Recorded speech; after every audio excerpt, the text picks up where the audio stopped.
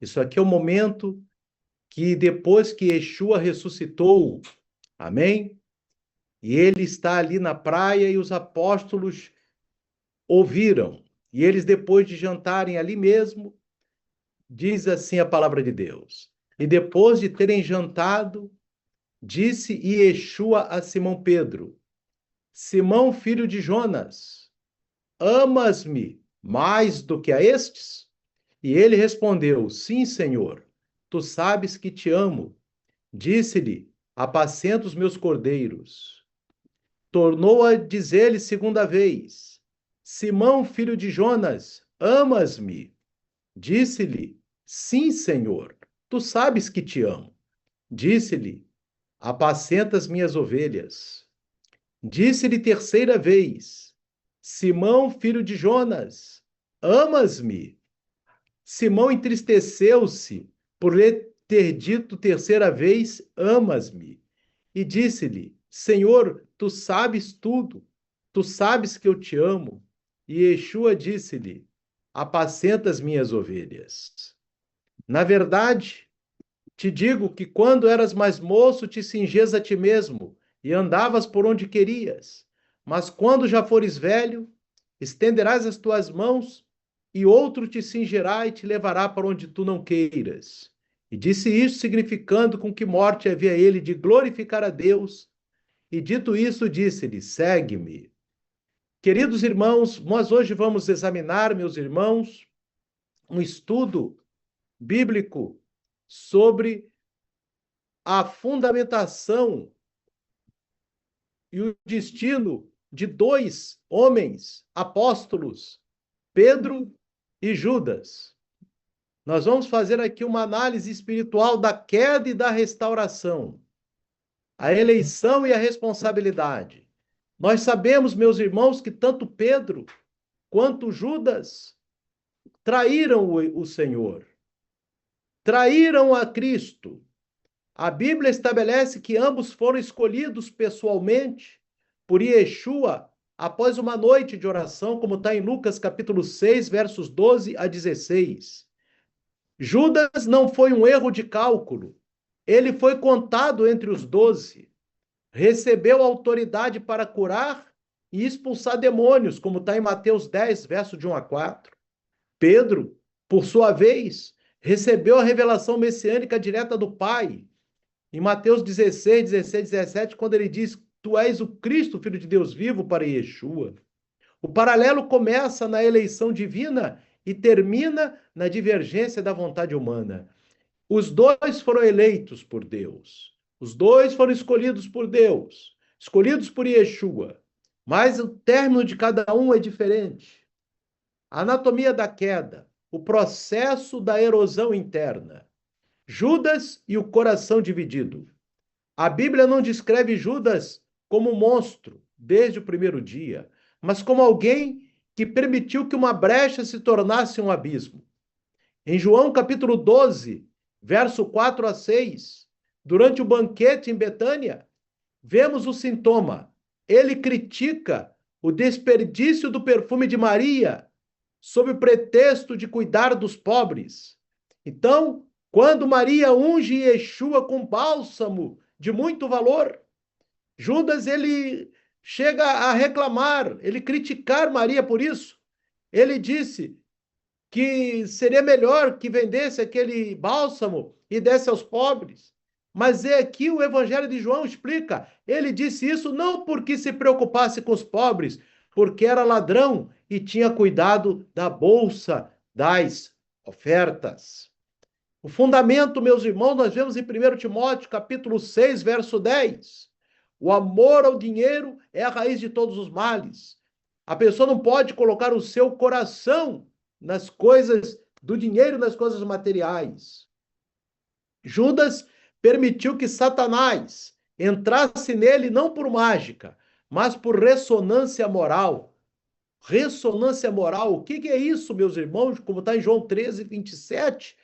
Ressonância moral significa que o mal externo, Satanás, só consegue entrar ou vibrar em um coração que já cultiva uma frequência semelhante a de desejos e inclinações malignas.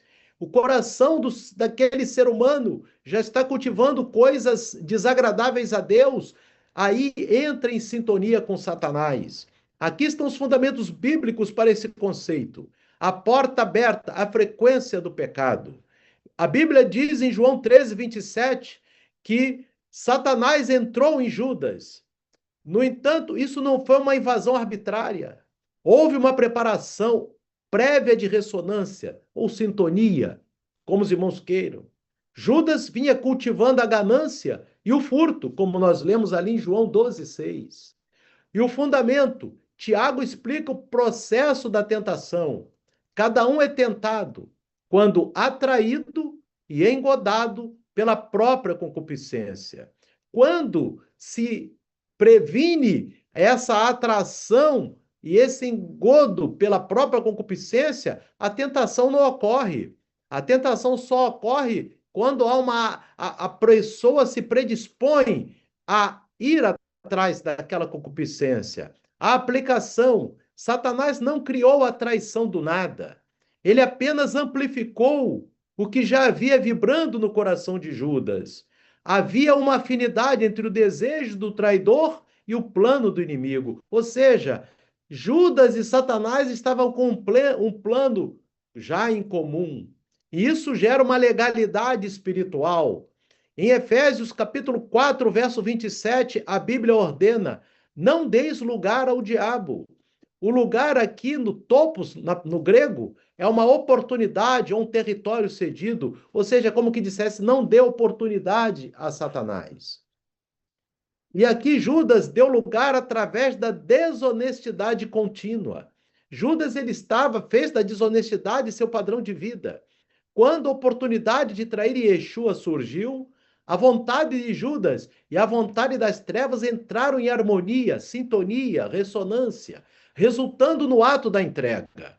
O contraste com Yeshua, o próprio Yeshua explicou esse conceito de ressonância moral de forma inversa, ao falar de si mesmo em João 14:30, quando ele diz: já não falarei muito convosco, porque se aproxima o príncipe deste mundo e ele nada tem em mim.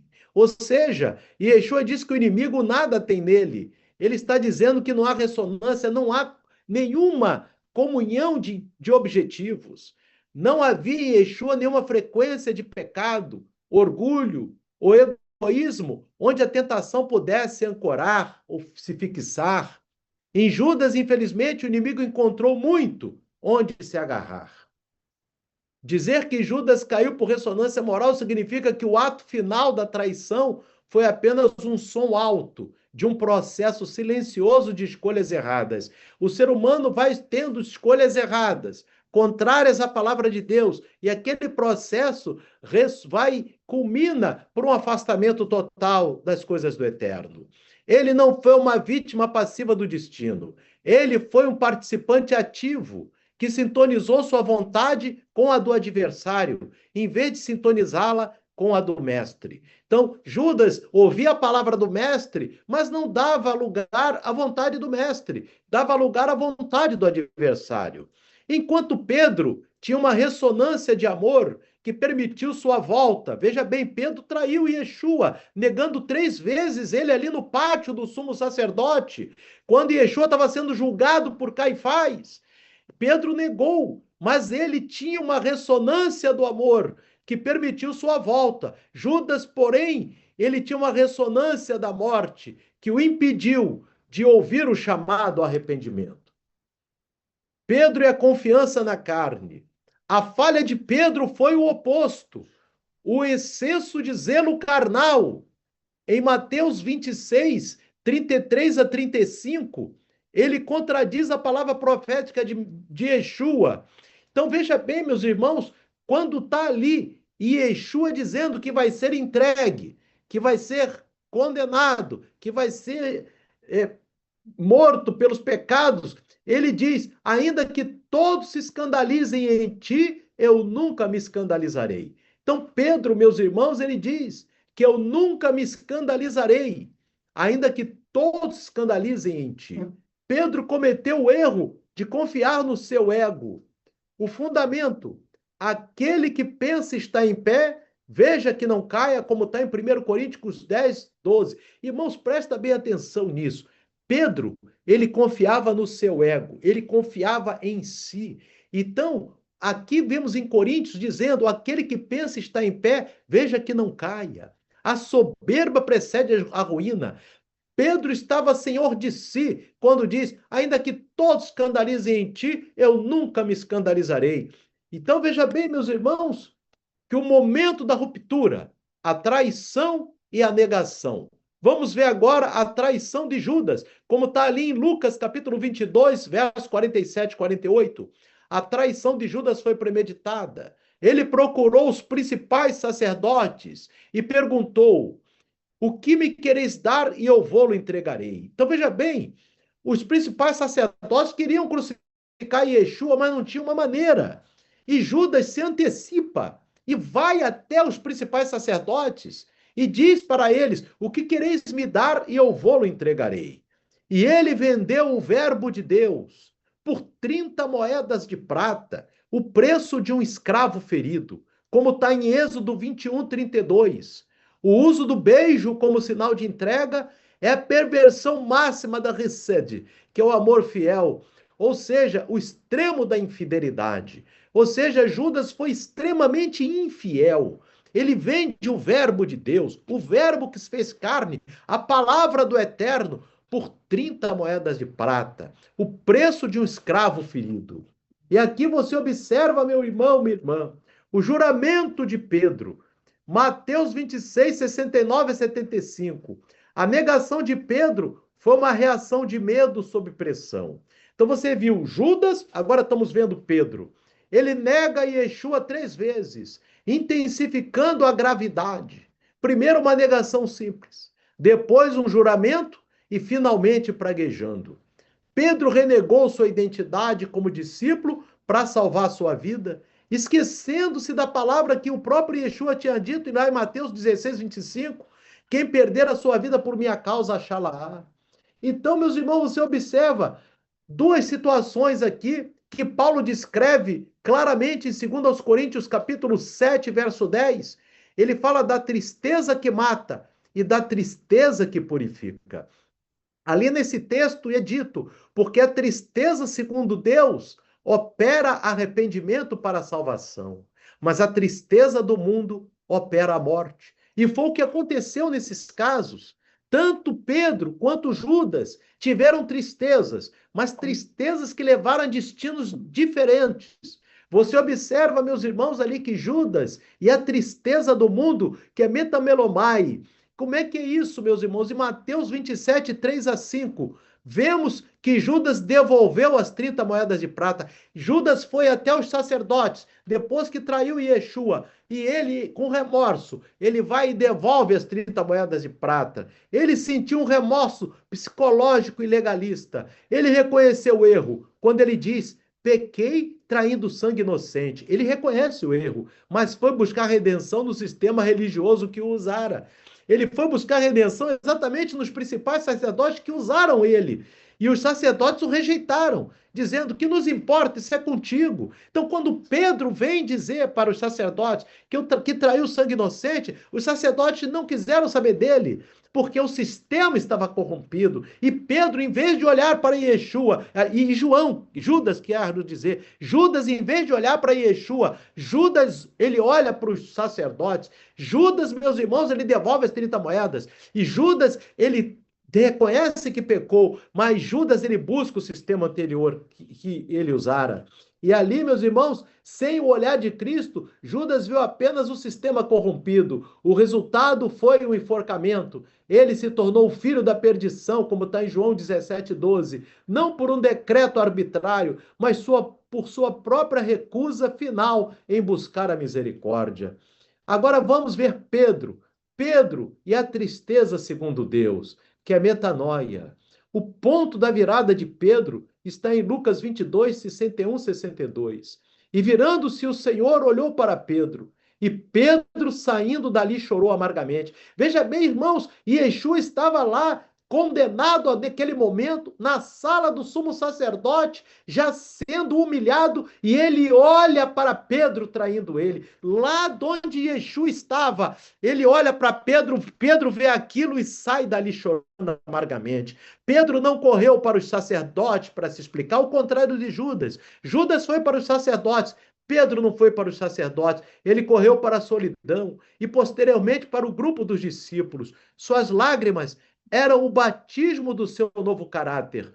Ele não olhou para o seu pecado como fim, mas olhou para o olhar de Yeshua como início. Pedro, ele viu naquele olhar de Yeshua um recomeço. E olhe bem, meus irmãos, a restauração teológica, o fogo que consome e o fogo que aquece. A Bíblia utiliza o símbolo da brasa ou da fogueira para conectar a queda e a ascensão de Pedro. Em João 18, Pedro nega Yeshua perto de uma fogueira, anraquia no grego. E em João 21:9, Yeshua ressuscitado prepara uma fogueira na praia. E ele pergunta para Pedro: Simão, filho de Jonas, tu me amas?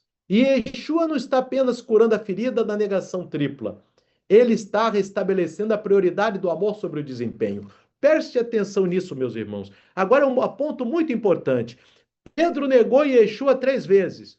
Isso lá em João 18. Em João 21, já Yeshua ressuscitado, ele pergunta 3 vezes para Pedro: Simão Pedro, filho de Jonas, tu me amas? E isso aqui, irmãos, Jesus e Yeshua está restabelecendo a prioridade do amor sobre o desempenho. E o que é isso, meus irmãos? A fundamentação aqui é o conceito bíblico de restauração. E Yeshua não exige que Pedro se autoflagele, mas que redirecione sua paixão, apacenta as minhas ovelhas. O perigo da religião do desempenho. Isso aqui vai falar muito ao coração de cada um de nós. Antes da crucificação, a relação de Pedro com Yeshua estava fortemente baseada no seu desempenho pessoal. Pedro acreditava que sua aceitação diante do mestre dependia de sua coragem, da sua força e da sua capacidade de cumprir promessas. A autoconfiança de Pedro, quando ele diz: ainda que todos te abandonem, eu jamais. Ele está apresentando o seu currículo de fidelidade. Ele chega para Yeshua e diz: meu desempenho é esse. Todos possam te abandonar, mas eu não. Ele achava que seu amor era medido pela sua performance heróica. Pedro se considerava um herói. E a queda? Quando Pedro nega Yeshua, seu desempenho vai a zero. Ele falha no teste que ele mesmo se propôs a vencer. Na lógica do desempenho, uma falha desse tamanho significa o fim do contrato. Pedro sentia que não era mais digno de ser chamado discípulo. Então veja bem, irmãos, isso faz com que muitas pessoas se desviem do caminho do Senhor. Isso faz com que muitas pessoas abandonem o caminho da salvação.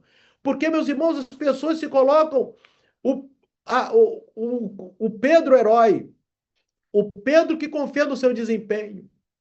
E ali, meus irmãos, quando ele falha no teste, o mundo cai, e ele se afasta de Yeshua e muitas vezes nunca mais volta. E a questão aqui, irmãos, é se esse é o procedimento. Agora vamos ver a pergunta de Yeshua, do fazer para o ser. Na praia, quando Yeshua está ressuscitado, Yeshua não pergunta a Pedro sobre suas falhas técnicas ou sobre sua covardia. Ele não faz um relatório de erros. Ele pergunta para Simão, para Pedro: Simão, filho de Jonas, tu me amas? Em João 21:15, a mudança de foco. E Yeshua ignora o desempenho, a negação, a falha de Pedro. E foca na essência, que é o amor. Ele ensina que o serviço ao reino não deve ser uma tentativa de propor valor, mas um transbordamento de amor ao mestre. Quando nós fazemos a vontade do eterno, nós fazemos com alegria e fazemos porque amamos o mestre. Essa é a chave. Aleluia. Não porque somos heróis, porque amamos o mestre. Louvado seja Deus. O verbo amar, no original grego, há um jogo de palavras entre agapau, amor sacrificial, e filéu, amor de amizade. E Yeshua desce ao nível de Pedro, aceitando o amor que Pedro podia oferecer naquele momento, para mostrar que a base de tudo é a conexão relacional e não a perfeição operacional. Irmãos, eu vou mostrar esse texto para vocês agora, e vocês vão ver, irmãos, e vão entender agora o texto. É o que nós lemos no início. Amém? Você vai ver que Yeshua, ele pergunta para Pedro aqui. Isso aqui ressuscitado, Pedro e Yeshua na praia junto com os apóstolos, e Yeshua chega para Pedro e diz: Simão Pedro, filho de Jonas, amas-me mais do que a este? Esse amas-me aqui no grego, meus irmãos, é ágape, é o amor sacrificial, o amor incondicional. Tu me amas incondicionalmente, Pedro. E Pedro responde: sim, Senhor, tu sabes que te amo. Só que Pedro não responde ágape. Pedro responde no original grego, filéu.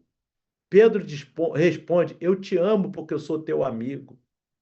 E Yeshua está perguntando se você me ama no ágape. A palavra é ágape. E Pedro responde como filéu.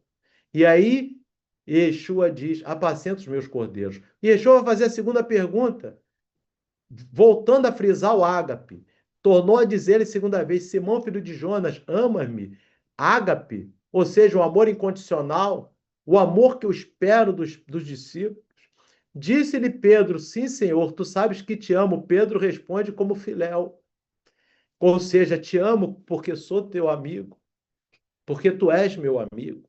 Disse-lhe Yeshua: apacenta as minhas ovelhas. Isso faz a diferença total agora na terceira vez. Na terceira vez, Yeshua diz: Simão, filho de Jonas, amas-me? Só que esse terceiro ama-me aqui de Yeshua não é mais o ágape. E Yeshua desce o padrão para Pedro e diz: Simão, filho de Jonas, tu me amas como... E Yeshua não fala ágape, fala filéu. Tu me amas como amigo, Pedro? Aí Pedro se entristece por ter lhe dito essa terceira vez amas, por ter lhe dito agora não o ágape, mas o filéu. Pedro sentiu o peso, meus irmãos, que agora Yeshua desceu o nível, dizendo: não, Pedro, vamos começar onde você pode. Eu queria que você me amasse, ágape, mas você não pode, você me respondeu filéu 2 vezes. E agora eu te pergunto se você me ama filéu, ou seja, se você me ama como amigo. E aí Pedro diz: Senhor, tu sabes tudo, sabe que te amo como filéu. E Yeshua disse: Ele apacenta minhas ovelhas. Então Yeshua desce ao padrão de Pedro, dizendo: vamos recomeçar. E aqui você vai entender o que Yeshua fala aqui, meus irmãos, quando ele diz: na verdade te digo, ele fala para Pedro, quando eras mais moço, te cingias a ti mesmo e andavas por onde querias. Mas quando já fores velho, estenderás as tuas mãos e outro cingirá e te levará para onde tu não queiras. E disse isso, significando com que morte havia Pedro de glorificar a Deus. Então Yeshua está dizendo: olha, Pedro, mas vai chegar o momento que tu vai me amar com amor ágape, porque você vai dar a sua vida por amor a mim. Você não vai me negar, e aí você vai me glorificar. E Yeshua está dizendo: vamos começar agora lá no filéu, mas tu vai chegar no ágape. É isso que ele está falando aqui. Vai chegar o momento em que outros te levarão. E Pedro foi crucificado, irmãos. Não negou Yeshua, foi crucificado pelos romanos. E ali você vê, irmãos, louvado seja Deus. E Yeshua, ele desce ali. Vamos recomeçar no filéu, mas tu vai chegar no ágape. E é isso, meus irmãos. É isso que nós estamos aqui a falar. E Yeshua desce até o nível de Pedro, aceitando o amor que Pedro podia oferecer naquele momento. Não era um amor ágape, era um amor filéu, para mostrar que a base de tudo é a conexão relacional. E Yeshua está dizendo: nós não podemos perder a nossa relação. E não é a perfeição operacional. Ou seja, Yeshua estava dizendo: eu não estou querendo o Pedro herói, eu estou querendo o Pedro servo. Aleluia. E Yeshua quer o Pedro servo. E Yeshua quer cada um de nós servo, não cada um de nós herói. E Yeshua nos quer servos. Aleluia. A função do amor como combustível para o ministério. E Yeshua vincula cada declaração de amor a uma tarefa. Apacenta os meus cordeiros. A fundamentação: no reino de Deus, o trabalho, o desempenho, sem amor é vazio. Como Paulo escreve mais tarde em 1 Coríntios 13:3. Ainda que eu desse todos os meus bens e não tivesse amor, nada disso aproveitaria. Como o próprio Eterno fala na Torá, que adianta nós obedecermos o mandamento sem alegria no coração. Tem que ter amor no coração. Aleluia. E aqui a lição para Pedro. Se Pedro tentasse pastorear a igreja com base no seu próprio desempenho, ele seria um líder duro e orgulhoso quando acertasse, ou desesperado quando errasse. Ao fundamentar o ministério do amor por Yeshua, Pedro se torna um pastor misericordioso, pois sabe que sua própria posição depende da graça, não do mérito. O exemplo prático da vida de Pedro, a prova de que a prioridade mudou, aparece no livro de Atos. O Pedro de Atos ainda comete erros, como vemos ali em Gálatas 2, 11 e 14, quando ele hesita diante dos judeus. Mas ele não se desespera como Judas. O resultado, Pedro entendeu que o seu valor não flutua conforme seus acertos ou erros do dia, mas está ancorado no amor imutável de Yeshua. Louvado. O que não pode haver é o rompimento da conexão. Restabelecer a prioridade do amor sobre o desempenho significa entender que Deus não nos ama pelo que prometemos para Ele, mas pelo que somos nele. O desempenho diz, eu te sigo porque sou forte e capaz. O amor diz, eu te sigo porque tu me amaste primeiro, e mesmo na minha fraqueza, meu coração pertence a ti. Ao restaurar Pedro, Yeshua destrói o Pedro herói para dar lugar ao Pedro servo.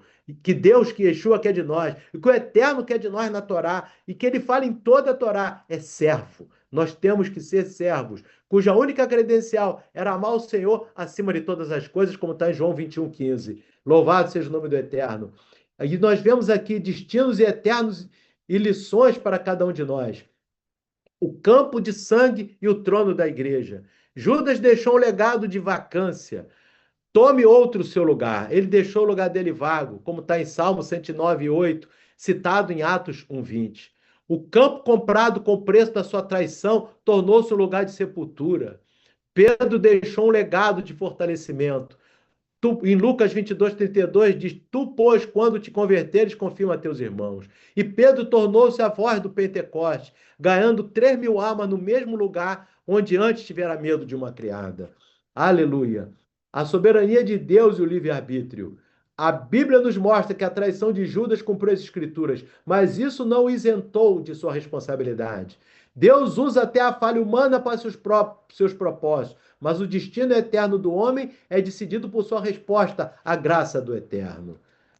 O apelo da palavra. A diferença entre Pedro e Judas não foi a santidade de um contra a maldade do outro. Ambos foram pecadores, sob a mesma condenação. Ambos traíram Yeshua.